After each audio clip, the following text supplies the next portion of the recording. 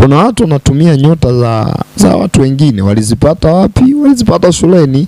Kuna watu wanatumia neema. Walizipata wapi? Walizipata shuleni. Kwa nani? Kwa watoto wa wazazi wengine, wakazichukua wakazitumia. Kwa nini? Kwa sababu watoto walikosa kitu cha ulinzi. Ndio maana mzazi lazima uwe wa kwanza kuwa mlinzi kwa habari ya mtoto wako. Na hapa tunaenda msimu mpya, watoto wako wanaenda msimu mpya. Manake Januari 13 wanaingia darasani, ni msimu mpya kwao. Kwa kama ni msimu mpya, manake kuna watoto wamehama viwango vya madarasa. Nadhani ni wengi, na wengine inawezekana ndo wanaanza.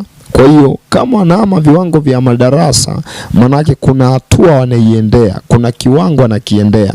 Kwa adui ataendelea kupambana nao ili wasifikie kwenye hicho kiwango, wasifikie kwenye hilo darasa, au wasifanikiwe. Na wengine inawezekana wametabiliwa kwenye hilo darasa ambao wataliendea, watakuwa mbumbumbu, hawatafanikiwa, ataacha shule. Kwa kuna vitu vingi. Kwa unajikuta tu mtoto ghafla ni darasa 7, anafika darasa 7 hataki. Unajiuliza, kapambana toka huko, ana miaka 6, mwaka mmoja tu hataki kumaliza shule. Ujue kwamba kuna roho itaki afikie kwenye hatima yake. Kwa sababu akimaliza darasa 7 litafungua mlango mwingine wa kuingia